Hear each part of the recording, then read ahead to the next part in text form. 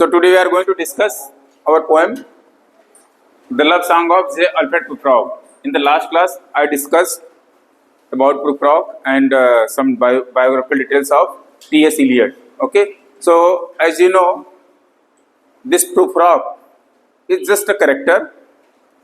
It is not fixed to anyone. Of course, this some critics say that this poem has some biographical elements. Okay, so let us see here Prufrock. Prufrock is represented in this poem as mock hero. Okay, mock hero. Mock hero is a kind of person who is cowardice. Okay, indecisive. Okay, and doubtful plus fear. ठीक है, fearing मतलब यहाँ पे एक जो main protagonist है या जो मेन कैरेक्टर है उसका नाम क्या है? प्रूफ्रॉक. प्रूफ्रॉक को एक मार्क हीरो के रूप में दिखाया गया है. हीरो का मतलब है यहाँ पे, जैसे आप मूवीज वगैरह में देखते हैं, हीरो का मतलब है जो बेस्ट कैरेक्टर, जिसके अंदर सारी क्वालिटीज होती हैं, अच्छी चीजें. ठीक है, लेकिन यहाँ पे जो मॉक हीरो होगा उसकी मॉकिंग की टाइप दिखाया जाए तो उसको बहुत ही कवर्डिश दिखाया जाएगा. इनडिसिसिवनेस होगा उसके अंदर, मतलब निर्णय लेने की क्षमता नहीं होगी. कोई कार्य करना है वो करे ना करे उसके अंदर बहुत कंफ्यूजन होता है. ऑलवेज डाउटफुल होगा और हमेशा डरपोक सा बिहेवियर रहेगा उसका. ठीक है, ऑलवेज फियरिंग कोई भी एक्टिविटी करने जाएगा. So in this poem Prufrock is suffering from the same thing. Here he is having split personality. Okay, at present he is bald, skinny. Skinny मतलब है दुबला पतला. ठीक है, middle aged person. Middle aged मतलब है around 40 to 50. Not clear but मान के चलिए इतना ही, या 35 to 45 होगा इस तरह का. ठीक है, सो मिडिल एज्ड पर्सन है. Now he in the poem, if you see, this poem starts with epigraph. Okay, epigraph. This epigraph is taken from Dante's Divine Comedy. दांते ने एक बुक लिखी थी डिवाइन कॉमेडी. वो 3 पार्ट में है book, मतलब 3 कैंटो है, उसमें 3 सेक्शंस है. जो फर्स्ट सेक्शन है इन्फर्नो. ठीक, सेकंड सेक्शन है जो या सेकंड कैंटो है उसका, उसको पुर्गाटोरियो कहते हैं. ठीक, थर्ड सेक्शन है पैराडाइसो, मतलब heaven. So first is talking about hell, second is talking about heaven, sufferings, third is talking about heaven. Okay, so in the second part the main character is in Divine Comedy Guido, this person. Okay, so if you see the epigraph of this poem is taken from this section Purgatorio. ये Purgatorio, it means sufferings. What happens in that original book means in Divine Comedy, उसमें होता क्या है कि उससे पूछा जाता है कि भाई तुमको वहां पर गए अगर हेल में तो तुम्हें कैसा लग रहा है, क्या होता है वहां पे. ठीक है, जैसा कि हम लोग को जानकारी लोगों के माध्यम से मिलती रहती है कि हाँ, आदमी जब बहुत पापी होता है नरक में जाता है तो उसे क्या क्या किया जाता है, कि तेल फ्राई किया जाता है. जो आप लोग जो सुने हैं सारी बातें. ठीक है, तो ऐसी जो सफरिंग्स दिखाई गई है, ये सारी सफरिंग्स इस सेकंड सेक्शन में दिखाया गया है यहाँ पे. ओके, सो बेसिकली इस सेकंड सेक्शन में क्या होता है कि जो मेन कैरेक्टर है वहां पर, ये गीडो डे मॉन्टेफेल्ट्रो नाम है उसका पूरा, बट गीडो के नाम से ज्यादा जाना जाता है. वो उस पूरे सेक्शन में अपने दुख दर्द को बयां कर रहा है कि मेरे साथ यहाँ क्या क्या हुआ या क्या क्या हो रहा है. ठीक है, तो जो सारी सफरिंग्स वहां पर दिखाई गई वो सारा इसमें है. सो प्रूफ्रॉक, ये पोएम स्टार्ट होने से पहले इसकी एपिग्राफ ली गई है यहाँ से और एक पैरेललिज्म शो करने की कोशिश की गई है कि any in this poem also Prufrock is going to describe his miseries which he is facing in this world या एट प्रेजेंट. कि प्रूफ्रॉक प्रेजेंट में क्या फेस कर रहा है कष्ट, उस कष्ट को ही डिस्क्राइब करने जा रहा है, वैसे ही जैसे कि डिवाइन कॉमेडी के सेकंड सेक्शन में गीडो ने डिस्क्राइब किया है अपनी सफरिंग्स को इस चैप्टर में, सेकंड सेक्शन में, पुरगाटोरियो में, ठीक है। आई होप कितना तक क्लियर हो गया। यानी अपने दुख दर्द को यहाँ प्रूफ बताने जा रहा है, बस यही से आप समझिए। प्रूफ जब इसकी ओपनिंग है लाइन, आप देखेंगे यू एंड आई, पहला लाइन आता है, let us go then you and I, okay, you and I. यहाँ पे स्प्लिट पर्सनालिटी है उसकी, दो पर्सनालिटी को रिप्रेजेंट कर रहा है। एक जो रोमांटिक सेल्फ है उसका, रोमांटिक सेल्फ को आप कामा में लिख दीजिएगा, सिंगल कामा में, सेल्फ, ठीक है। यानी उसका कुछ दिमाग जो है सोच रहा है, या वो एक तरह से सोच रहा है, he is romantically, and another is realist self, तो वास्तविक जो होना चाहिए वो चीज, ठीक है। सो यहाँ पे दो सेल्फ की लड़ाई हो रही है आपस में ही, अंदर अंदर ही उसके मन में द्वंद्व चल रहा है। वो द्वंद्व दो लोगों के बीच में है, एक रोमांटिक सेल्फ और दूसरा रियलिस्ट सेल्फ, ठीक है। अब देखिए क्या होता है, आगे चल के देखते हैं। इन दिस पोएम अब समझ लीजिए इसका बेसिक, शाम का समय है, वो रेडी होकर के, तैयार होकर के जाना चाह रहा है, और आज डिसाइड करने की कोशिश कर रहा है, पूरा आज लगभग डिसाइडेड है कि आज हम जाएंगे और आज हम प्रपोज कर देंगे अपने लव अफेयर को। उसके लिए उसको एक पार्टी में इनविटेशन मिला रहता है, वहां पे जाना है उसको, और ये वो जान रहा है कि वहां बहुत सारी लेडीज आएंगी, और वह लेडी भी आएगी जिसको वो प्रपोज करने के लिए सोच रहा है, ठीक है। लेकिन अब प्रपोज कर पाता नहीं कर पाता है, अभी हम लोग पोएम में देखेंगे, ठीक है। लेकिन उसके दिमाग में ये सब सारा चीज चल रहा है। So this poem is basically interior monologue, okay. So interior monologue means flow of thoughts going seamlessly, ठीक है, मतलब बिना डिस्टर्ब किए हुए एक चेन ऑफ थॉट्स मूव करते रहता है उसके दिमाग में, okay. So let us see the poem, you can open, okay. Let us go then, you and I, when the evening is spread out against the sky like a peasant etherized upon a table. Let us go through certain half deserted streets, the muttering retreats of restless night, in one night cheap hotels and sawdust restaurant with oyster shells, streets that follow like a tedious argument of insidious intent to lead you to an overwhelming question. Okay, यहां तक पढ़ लीजिए। To lead you an overwhelming question. Question क्या अभी हम बताएंगे।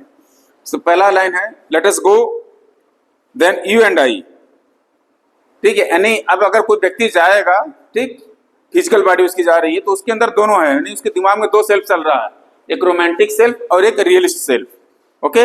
यानी originally जो सोच रहा है वो, और एक जो रोमांटिकली सोच रहा है वो, दो थॉट्स। तो अब जब जाएगा तो दोनों एक साथ जाएंगे। तो इसी से कह रहा है, let us go then you and I when the evening is spread out against the sky. Evening is spread मतलब शाम का समय हो गया है, when any evening is there like a patient etherized upon a table.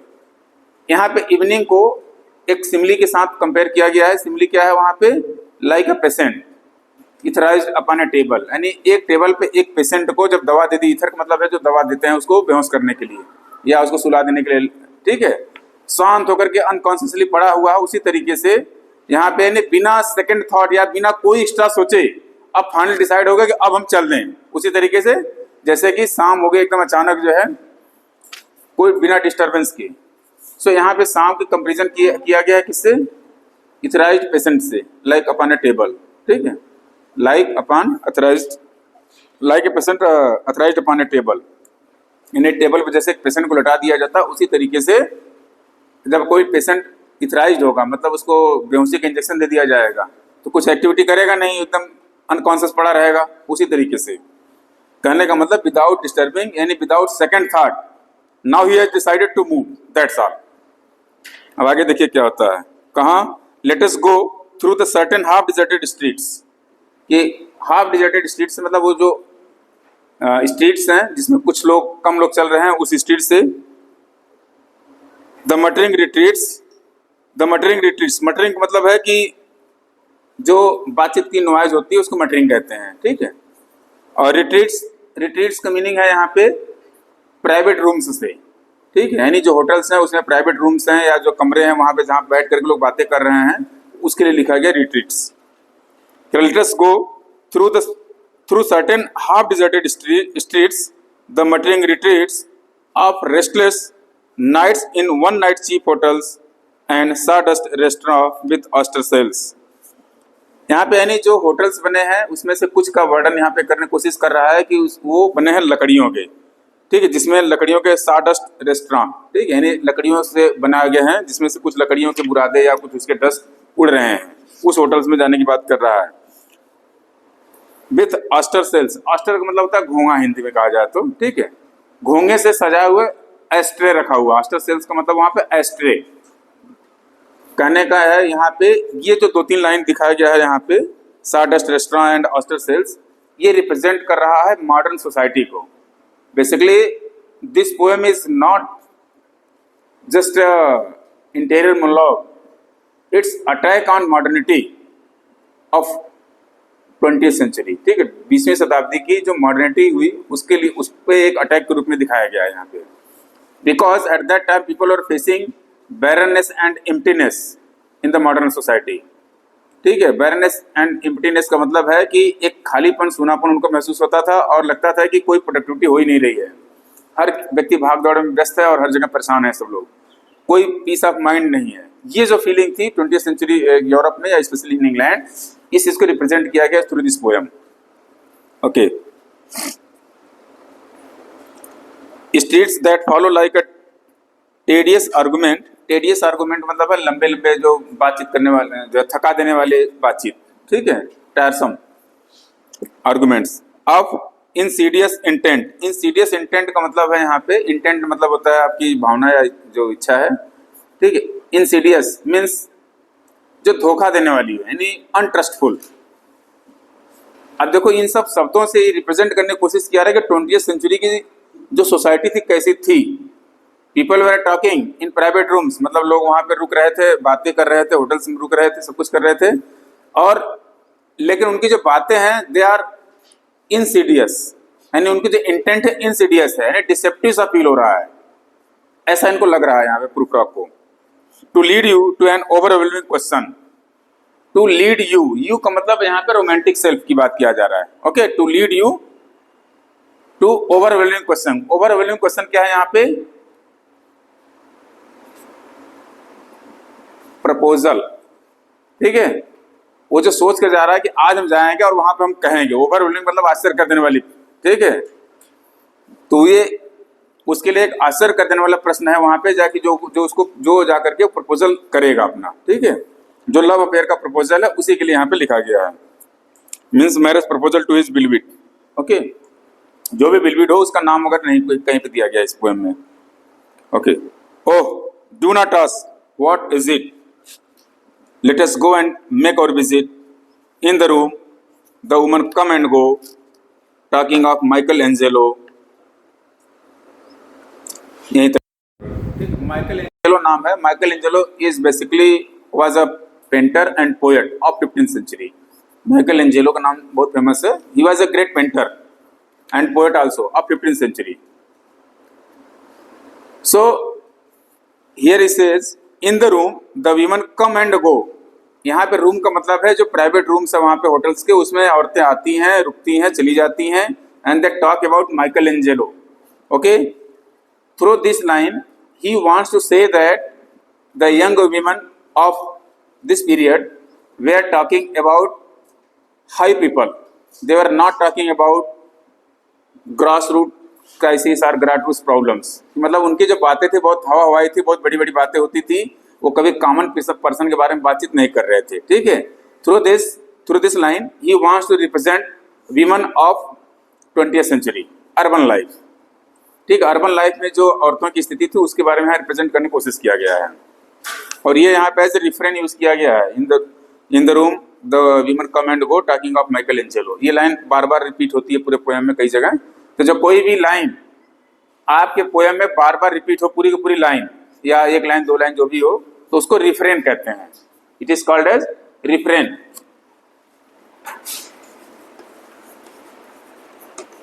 ठीक है, रिफरेन। सो यहाँ पे रिफरेंट के रूप में लाइन यूज हुआ है, आगे भी देखेंगे मिलेगा।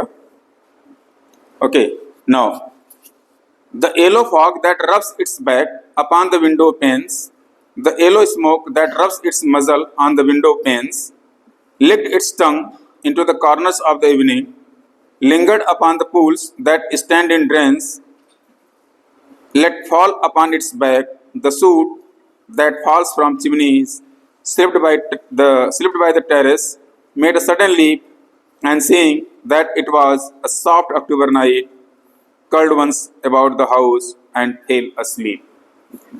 यहाँ पे ये जो पूरा स्टेंजा है, जो 20वीं सेंचुरी में इंडस्ट्रियलाइजेशन बढ़ रहा था बहुत तेजी से, ठीक है। जब इंडस्ट्रीज लग रहे हैं तो उसमें बहुत सारी चिमनीज, बहुत सारे जो स्मोक या फॉग देने वाली जो मशीनें थी, ठीक है, उससे निकल रहा है धुआं। उस चीज को डिस्क्राइब किया गया इस लाइन, इस पूरे स्टेंजा में। The yellow fog that rubs, yellow fog means smokes coming out from the chimneys, ठीक है। जो इंडस्ट्रीज का चमक धमक है या उससे निकलने वाले जो धुआं है, ठीक है, या एक लाइन में कहा जाए इंडस्ट्रियलाइजेशन को यहाँ पे रिप्रेजेंट किया गया है येलो फॉग वर्ड से, ठीक है, इंडस्ट्रियलाइजेशन को। The yellow fog that rubs its back upon the window pens, मतलब जो धुआं स्मोक्स वगैरह निकल रहा है, फॉग निकल रहा है, विंडो पेन्स पे पड़ रहा है। अब अगर विंडो पेन है उस पर मतलब डस्ट जम जाए तो उससे क्या होगा, आपको बाहर नहीं दिखाई देगा, ठीक। यहाँ पे इस लाइन से ये क्या दिखाने की कोशिश कर रहा है कि there are few people who do not see beyond that. क्यों? क्योंकि उनके ऊपर या उनकी आंखों पे एक चश्मा लग गया है मॉडर्निटी का, ठीक है, मॉडर्निटी का उनके ऊपर चश्मा लग गया है और उससे बियॉन्ड वो देख ही नहीं पा रहे हैं। वैसे ही जैसे कि इंडस्ट्रियलाइजेशन होने से विंडो पेन्स पे धूल वगैरह जम गया है। ये एक इमेजरी सेट की गई है यहाँ पे, कहना कुछ और चाह रहा है राइटर, लेकिन यहाँ पे जस्ट येलो फॉग को लेकर के एग्जाम्पल ग्रुप में दिखाया गया है। He is talking about women of 20th century, कि उनके आंखों को चश्मा लग गया है जो मॉडर्निटी का, ठीक है, जिसके बियॉन्ड वो देख नहीं पा रहे हैं, कुछ सोच नहीं पा रहे हैं, और उनको लग रहा है कि they are living best life but they are not having spiritual peace और peace of mind basically. Okay, the yellow smoke that rubs its muzzle on the window panes, licked its tongue into the corners of the evening, lingered upon the pools that stand in drains। कहने का ये सारा मतलब है यहाँ पे कि smoke, fog और जो सूट मतलब होता है जो चिमनी से निकलते हैं, तो बहुत बारीक बारीक कोयले के पार्टिकल्स, ठीक है, वो देखेंगे जम जाता है, बहुत हल्का हल्का बारीक पार्टिकल्स दिखाई देगा कोयले का, ब्लैक कलर का, उसको सूट करते हैं, SOOT, ठीक है, सूट। ये सारे सब जगह बिखर जा रहे हैं, कहाँ कहाँ वही चीज लिखा है नीचे। लिंगर्ड अपॉन द पूल्स, ठीक है, पूल मतलब तालाबों में, गलियों में, टेरेस पे, हर जगह। कहने का मतलब है कि जो इंडस्ट्रियलाइजेशन का एज है या इंडस्ट्रियलाइजेशन है, ये सब जगह फैल चुका है पूरी तरीके से और एक तरह से कैप्चर कर लिया है, वैसे ही जैसे कि स्मोक चारों तरफ फैल गया है, ठीक है, पूल्स में, गलियों में, टेरेस पे। टेरेस मतलब है जो घरों का रो है, ठीक है, सब जगह एकदम। And saying that it was a soft October night. अब यहाँ पे एक चीज दिखाया जा रहा है कि जो ये टाइम है ये अक्टूबर नाइट का है। Curled once upon the house and fell asleep, ठीक, यानी अक्टूबर नाइट है। अक्टूबर नाइट ये माना जाता है कि न तो बहुत ज्यादा ठंडी न बहुत ज्यादा गर्मी, तो बहुत एक सूदिंग नाइट है कि आप आराम से पढ़ करके सो सकते हैं। लेकिन यहाँ इनके थॉट्स दिमाग में चल रहे हैं बहुत सारे। अब आगे देखिए क्या क्या होता है। And indeed, there will be time for the yellow smoke that slides along the street, rubbing its back upon the window panes. There will be time to prepare a face to meet the faces that you meet. ये जो दो line है, there will be time to prepare a face that to prepare a face to meet the faces that you meet। ये दोनों line बहुत important line है, ये MCQ में पूछा जाता है, हो सकता है कि आ जाए, ठीक है, कि following lines belongs to which poem. तो ये दो लाइन याद रख लीजिएगा, इंपॉर्टेंट है लाइन, कि there will be time to prepare a face to meet the faces that you meet.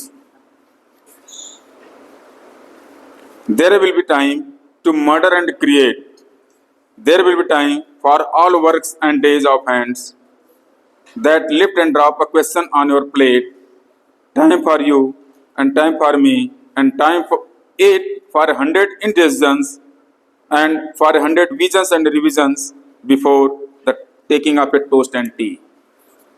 यहाँ पे जो उसका इनडिसाइसिवनेस है, मतलब जो निर्णय न लेने की जो क्षमता है, निर्णय नहीं ले पा रहा है, इसके बारे में यहाँ पे बताने की कोशिश की गई है.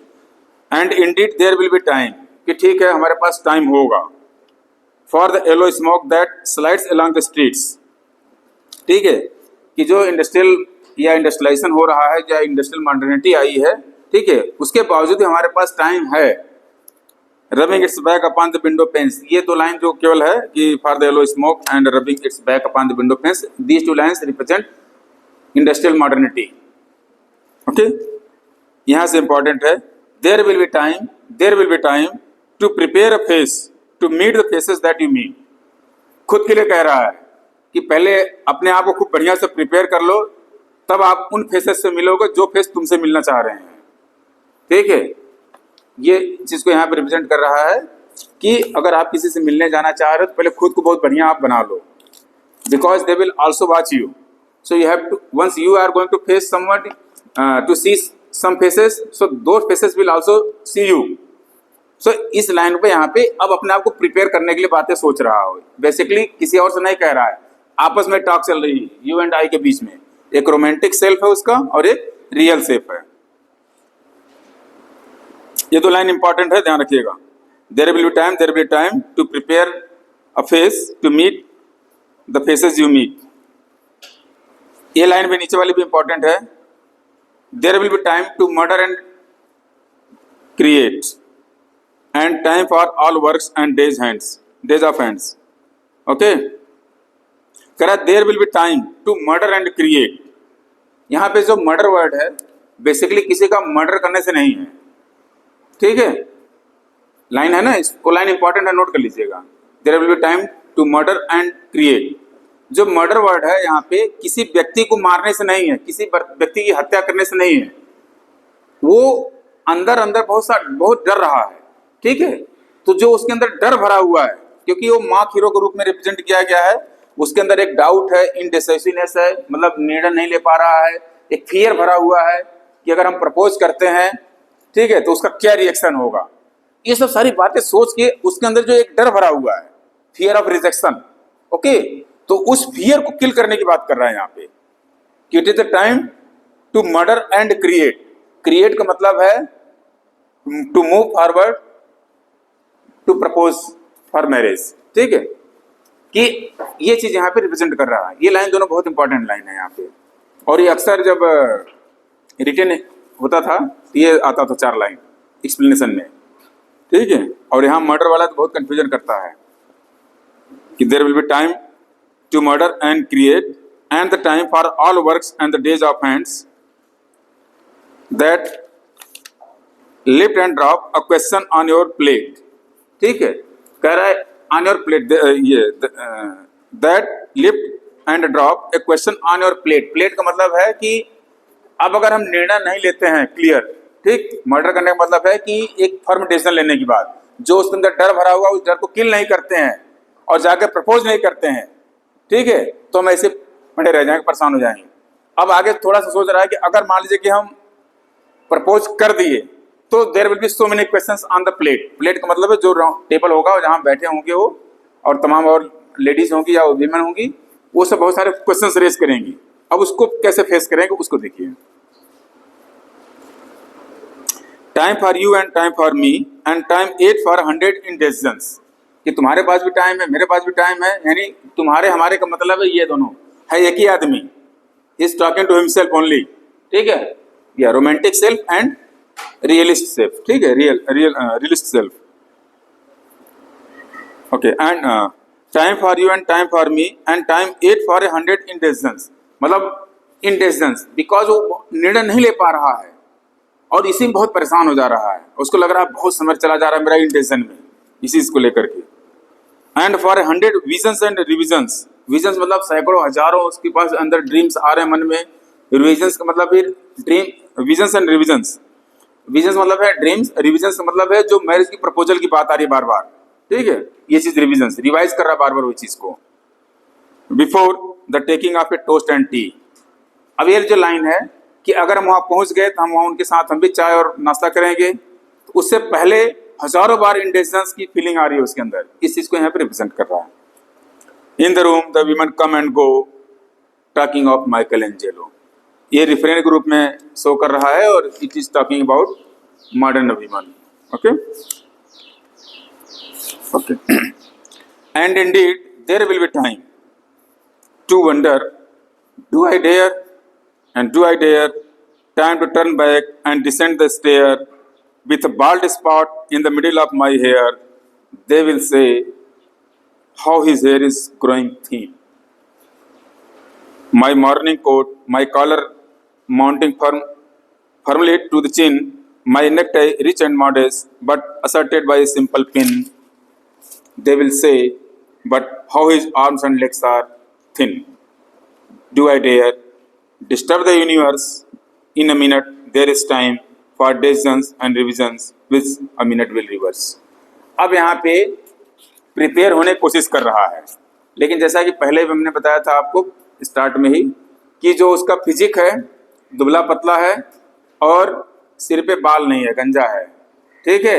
अब वो सोच रहा है कि अगर हम मालिक कोट वोट पहन लिए तैयार होकर के चले गए, ठीक है, तो फिर हमको देखने के बाद वो सब कैसे कैसे सोचेंगे, ठीक है, कि क्या मैं हिम्मत करूं, मतलब डू आई डेयर कि हिम्मत करूं कि चलो अच्छा तैयार हो जाते हैं, कोट वगैरह पहन लिया, ट्राउजर्स पहन लिया, लेकिन जब हम उनके पास बैठेंगे तो हमें देख करके वो कैसे फील करेंगे। ये दे विल से how his here is growing thin, हालांकि ये मॉकिंग है, यहाँ पे क्वेश्चन मार्क लगा, ये क्या कहते हैं एक्सक्लेमेशन मार्क है, ठीक है, कि देखो उसके बाल कितने पतले हैं। अब यहाँ बाल ही नहीं है बेसिकली, ठीक है, तो वो उसको लग रहा है कि उसके मतलब सिर का मजाक बनाया जाएगा वहाँ पे। इसके आगे भी सोच रहे हैं वहीं कि अगर हम अपना नेक टाई ये सब कुछ लगा लिए चले गए, इसके बाद फिर क्या बोलेंगे वो सब, they will say but how his arms and legs are thin, कि देखो उसके हाथ और टांग कितनी पतली हैं, ठीक, कहने का मतलब उसकी जो फिजिक है इट्स नॉट फेवरेबल, या he feels himself that his physique is not favourable. Okay, और शायद यही सब कारण है कि वो उसके अंदर इतना इनडिसाइसिवनेस भरा हुआ है या इतना फियर भरा हुआ है, फियर ऑफ रिजेक्शन। ओके, आगे लिख रहा है do I dare disturb the universe, ये जो इंपॉर्टेंट वर्ड है यहाँ पे, do I dare disturb the universe. Disturb the universe मतलब पूरे जहां का तो हिला नहीं सकता, प्रपोजल अगर दे भी देगा तो, ठीक, लेकिन एक्चुअल में क्या है कि जो स्टेब्लिश नॉर्म्स है, ठीक है, स्टेब्लिश नॉर्म्स, ठीक है, जैसे जो सोसाइटी को सेट कर देती है मोरल वैल्यूज या एक तरीका किसी चीज को, तो क्या वो चीज वहां होगा कि नहीं होगा, या मैं ऐसा तो नहीं होगा कि मेरा जो माइंड सेटअप है पहले का, ठीक है, एक आराम शांति से जी रहा जैसे भी है, अगर मैं वहां प्रपोजल कर दिया और रिजेक्ट हो गया तो ऐसा तो नहीं मेरा पूरा जहां हिल जाएगा, मतलब खुद ही बहुत ज्यादा डिस्टर्ब तो नहीं हो जाएंगे। ये यूनिवर्स वर्ड है, ठीक है, ये खुद के लिए भी यूज कर रहा है और अगल बगल जो एटमॉस्फेयर उसके लिए यूज किया जा रहा है वहां पे, ठीक है, कि अगर हमने प्रपोजल दिया और रिजेक्ट हो गया तो ऐसा तो नहीं कि मेरा मतलब पूरा भेजा खराब हो जाए वहां पे, ठीक है, यानी do I disturb the universe का मतलब है कि do I dare disturb the universe. एक तो स्टेब्लिश नाम्स हैं जो वहाँ की सोसाइटी को मोरलिटी या एथिक्स जो भी है उसको डिस्टर्ब करने से बात कर रहा है, दूसरा खुद के लिए भी, ठीक है। एक्चुअली इसमें दो सेल्फ है, एक तो जो यू वाला है सेल्फ, रोमांटिक सेल्फ, ये सोच रहा है कि अगर हमने कर दिया तो हो सकता है कि ऐसा ना हो कि रिजेक्शन आ जाए तो हमारा दिमाग पूरा डिस्टर्ब हो जाए। दूसरा सेल्फ है रियलिस्ट सेल्फ। रियलिस्ट सेल्फ उन चीज़ों को मानता है जो रियली बनाई गई है सोसाइटी में, ठीक है, जैसे मोरालिटी है, एथिक्स है, कुछ नॉर्म्स है सोसाइटी के, तो कहीं ऐसा तो नहीं कि मेरे इस प्रपोजल का ऐसा बन जाए हवा, या ऐसा हो जाए कि पता चला कि पूरा एक न्यूज बन जाए और सब डिस्टर्ब हो जाए इससे, ठीक है। तो ये यानी एक तरह से वो कहने का उसका मतलब है कि ऐसा ना हो कि ये पब्लिक गॉसिप का मैटर बन जाए हमारा प्रपोजल, ठीक है। इस चीज को लेकर के यहाँ पे कंफ्यूज है, बहुत ही क्वेश्चन मार्क कर रहा है, खुद से ही पूछ रहा है डू आई डेयर, कि क्या मैं हिम्मत करने जा रहा हूं किस चीज के लिए, डिस्टर्ब द यूनिवर्स। फिर in a minute there is time for decisions and revisions which a minute will reverse. करा बहुत टाइम है किसके लिए? For decisions and revisions which a minute will reverse. कई बार ऐसा लगता है कि मेरे पास बहुत टाइम है निर्णय लेने का, बहुत सोच समझ के निर्णय लिया, लेकिन अगले ही क्षण बदल गया निर्णय। ठीक है, reverse, which a minute will reverse, यानी कुछ इस क्षण में या कुछ ही पल में वो डिसीजन रिवर्स हो गया। कहने का मतलब है यहाँ पे he is confused basically.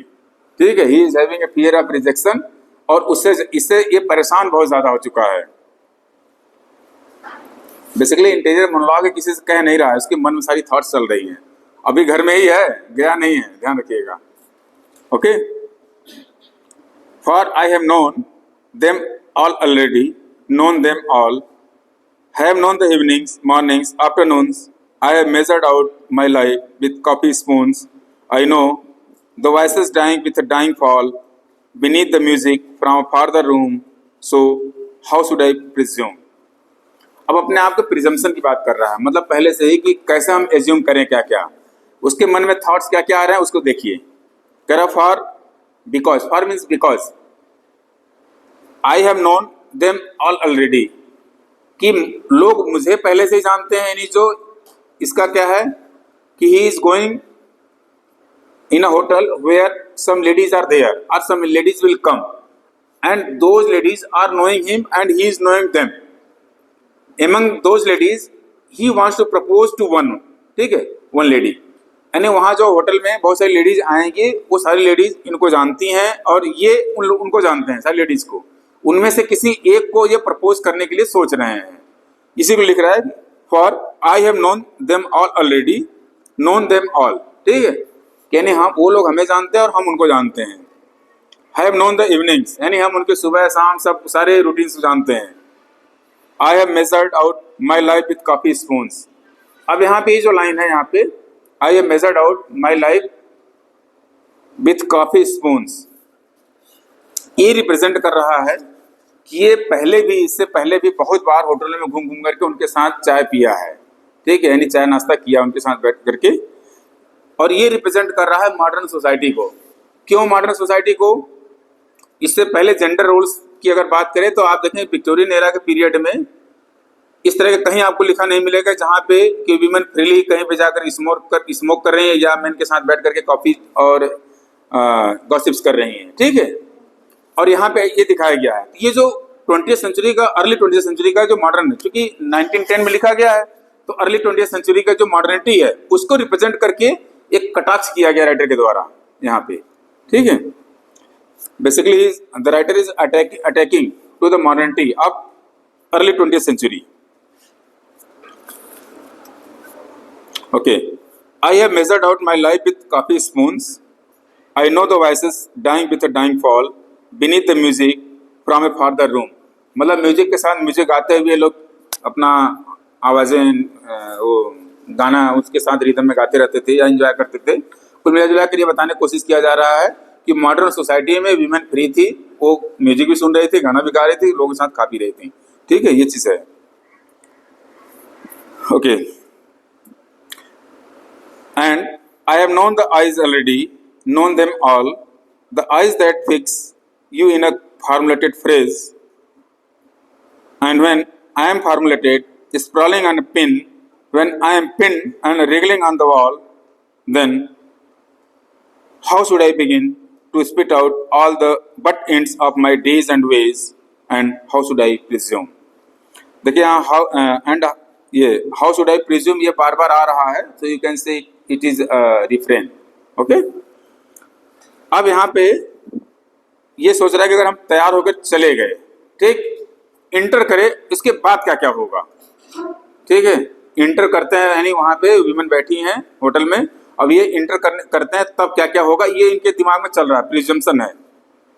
Okay, कर and I have known the eyes already, यानी आइज का मतलब है जो वीमेन है वहां पे, कि सबको हम जानते हैं, known them all, the eyes that fix you in a formulated phrase. अब इन्हीं का जो सेल्फ है आपस में, रोमांटिक सेल्फ और रियलिस्ट सेल्फ, अब यहाँ रियलिस्ट सेल्फ पूछ रहा है यहाँ से, the eyes that fix you in a formulated phrase. Formulated phrase का मतलब है यहाँ पे जब हम कहीं पे इंटर करते हैं या कहीं से किसी से मिलते हैं तो एक सेट पैटर्न होता है ग्रीटिंग्स का। ठीक है, जैसे इंडिया में अलग अलग तरीके से लोग हैं। यहाँ तो ज़्यादातर रिलीजन वाइज भी चलते रहता है, ठीक है। हिंदुइज्म में देखेंगे ज़्यादातर लोग राम राम या नमस्ते भाई साहब या इस तरह के वर्ड यूज़ करते हैं, ठीक है। अलग अलग एरिया में अलग अलग है। ये जो सेट पैटर्न ऑफ ग्रीटिंग्स है, इसी को यहाँ पे रिप्रेजेंट किया गया है फॉर्मुलेटेड फ्रेज वर्ड से, ठीक है। सेट पैटर्न्स ऑफ ग्रीटिंग और ट्रेडिशनल पैटर्न ऑफ ग्रीटिंग्स, ठीक है।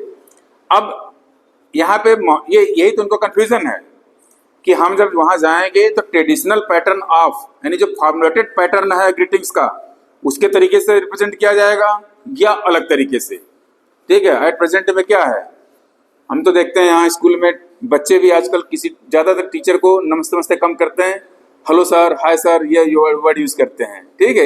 It is not traditional way of getting to a teacher, ठीक है। और टीचर भी टीचर के साथ ऐसे करते हैं, ठीक है। हालांकि इक्वली ये कर लेते हैं, लेकिन फिर भी जैसे कई बार लोग सीनियर को भी बोल देते हैं हाय सर, इट्स रॉन्ग। ये चीज़ जो कंफ्यूज है यहाँ सोच के कि देखो कितनी बारीकी से वो सोच रहा है हर चीज़ को, बहुत परेशान है इसीलिए, ठीक है। कि अगर हम वहाँ जाएंगे एंटर करेंगे तो क्या ट्रेडिशनल यानी जो फॉर्मुलेटेड फ्रेज है ग्रीटिंग्स का वो होगा या अलग होगा। अगर पुराना हो गया जैसे हेलो हाउ आर यू तो ठीक है हम रिप्लाई कर देंगे, अगर उसने कुछ अलग तरीके से बोल दिया तो फिर क्या रिएक्शन होगा मेरा, ठीक है। ये सोच के बहुत कंफ्यूज है वहाँ पे, यही जिसका दोनों सेल्फ है जो यू एंड आई के रूप में कंफ्यूज कर रहा है उसको, okay.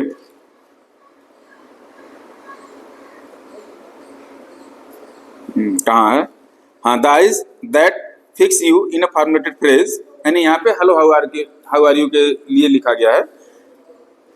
And when I am formulated sprawling on a pin, when I am pin and wriggling on the wall, then how should I begin.